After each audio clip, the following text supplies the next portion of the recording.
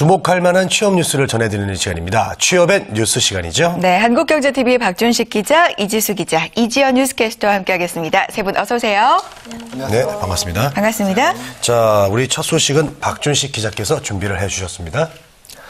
얼마 전에 박근혜 대통령이 대국민 담화를 통해서 경제혁신 3개년 계획을 발표했습니다. 이 계획의 구체적인 실행 방안이 어제 나왔는데요.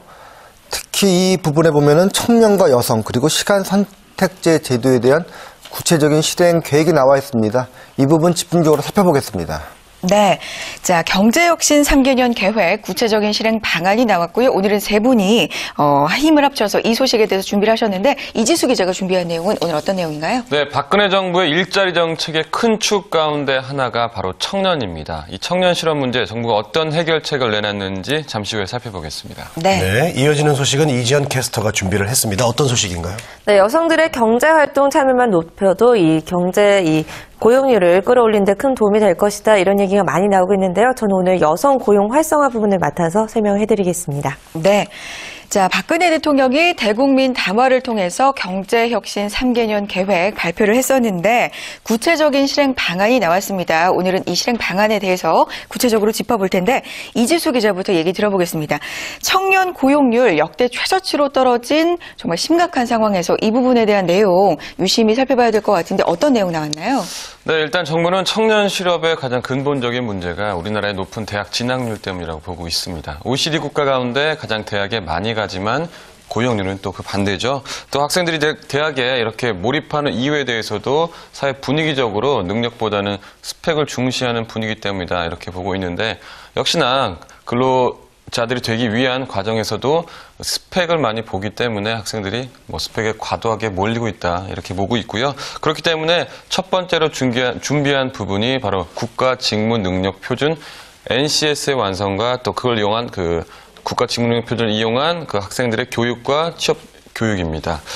간단히 얘기를 하자면 해당 직무에 대해서 과도하게 높은 스펙을 쌓고 또 그 스펙을 쌓기 위해서 들어가는 그 시간과 사회적 비용을 줄이는 게 좋겠다 이런 판단인데요. 정부가 올해 안에 800여 개의 NCS 직무를 개발을 완료하고요. 또 직업교육과 훈련 과정에 이를 적극적으로 활용하겠다는 계획입니다. 그리고 또 교육기관에 대해서도 NCS를 적극 활용하겠다는 계획인데 폴리텍 대학 또 민간 훈련기관, 전문대학 특성화 고등학교에 단계적으로 NCS를 확대 적용해 나갈 예정입니다. 네. 그렇습니다.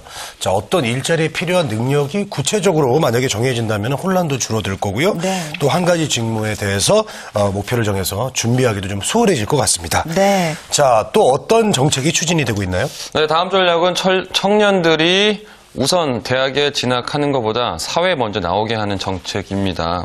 일명 선취업 후 진학 문화라고 할 수 있는데 고등학교를 졸업한 학생이라도 일단 본인이 원하는 일을 찾았다면 그곳에 취업을 하는 시스템인데요. 일학습 병행 제도가 대표적인 정책입니다.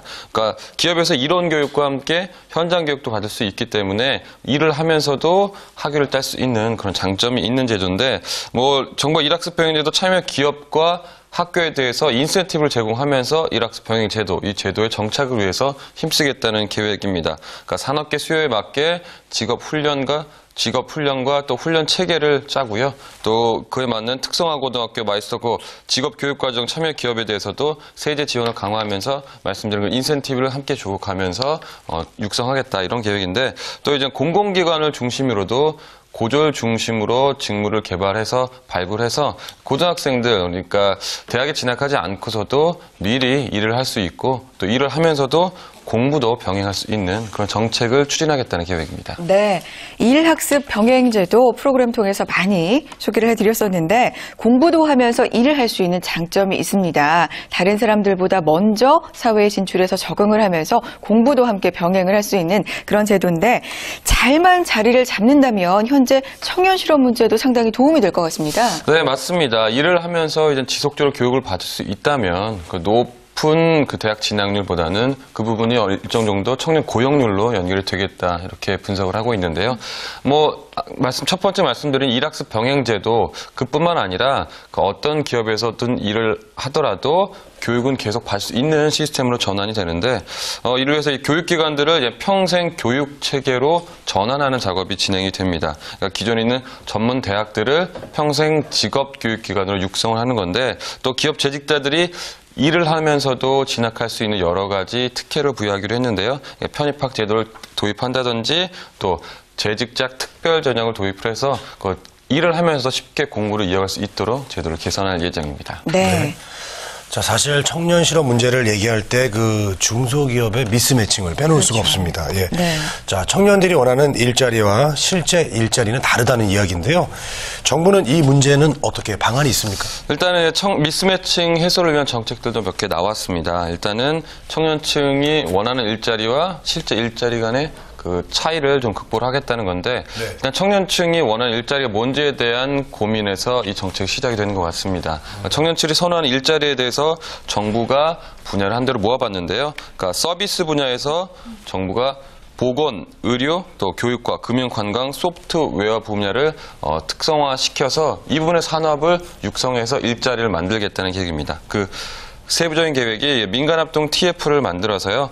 이들 분야에서 일자리를 만들 수 있는데 산업을 더 키울 수 있고 기업들을 더 많이 만들 수 있는데 규제가 있다면 이를 혁신적으로 개혁하겠다는 계획이고요. 또 일자리를 늘릴 수 있도록 또 관련 서비스 분야에서 늘어난 일자리와 청년과의 연결고리를 찾을 수 있게 정부가 그 중간에서 연결다리 역할을 하겠다는 계획입니다. 또 이제 중소기업 인력 미스매칭에 대한 해결책도 몇 가지 나왔습니다. 바로 이제 고졸 중소기업 재직자에 대한 특혜들인데요. 청년 희망 키움 통장, 그러니까 고졸 출신으로 중소기업에서 일하는 근로자들에게 세제적으로 좀 혜택을 주겠다는 계획이고요. 또 저희 방송에서 설명을 좀 드렸었는데 재형저축입니다. 기존 재형저축이 근로자들을 대상으로 하고 있는데 고졸 중소기업 재직자의 경우에는 재형저축의 의무 가입 기간을 7년에서 3년으로 완화할 예정입니다. 이렇게 살펴보면 오늘 청년 일자리 정부가 여러 가지 준비를 했는데 단계적으로 살펴보면 일단은 평생 교육 체계로 전환이 되고 능력 증진으로 가겠다. 이렇게 요약을 해볼 수 있겠습니다. 네. 자, 정부의 경제혁신 3개년 계획, 일자리 분야 정책, 이 세부적인 내용에 대해서 오늘 자세하게 살펴보고 있습니다. 먼저 이지주 기자와 함께 청년 고용 분야의 세부 대책들 자세하게 알아봤는데요.